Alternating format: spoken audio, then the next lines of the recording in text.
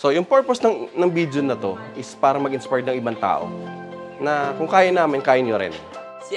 Si Subia is tahimik lang po siya, tas nung first quarter hindi po pala kaibigan. Ganun po, hindi po siya pala kaibigan. Pero once po na naging kaibigan mo siya, mabait po siya. Kahit po may kapansanan siya, like yung sa bibig niya po, baga, nahirapan po siya magsalita.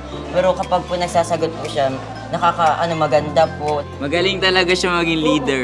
Magaling siya maging leader. Wow, Tapos, leader pala siya. talent po niya, Poster, magaling. Yung po sabi nga po nila, talaga pong tahimik po siya, pero matalino po siya.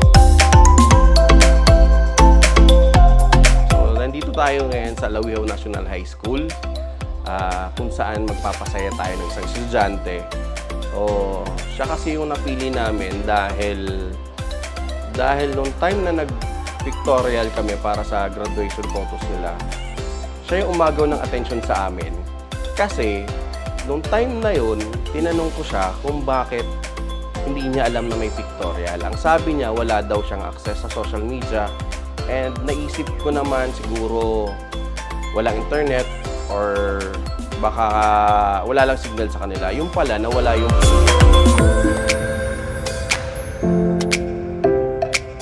Siya yung napili namin na pasayahin para naman kahit papano is magkaroon kami ng ambag na gumawa ng tama.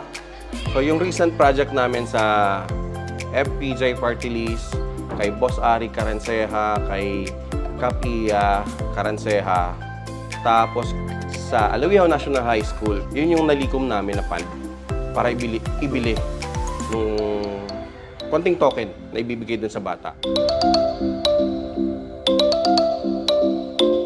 Pia po ay mabait na bata, tsaka may talino talaga siya. Actually, sa klase ko, magaling siyang gumawa ng mga output. Tapos nakikita ko sa batang yan na desidido siya. Tapos, di ba alam natin na meron siyang problema sa pagsasalita. Apa. Pero hindi yun hindi yun hadlang para mag-recite siya. So, nawala yung cellphone mo, may grocery package yan. Okay. Pero syempre, hindi lang yan. Yung nawala yung phone mo, sige. So, kami kasi, kapag kami lang yung ginawang paraan para maibalik sa'yo, pagpasensyahan mo na yan. Thank you sa lahat ng sumuporta sa team.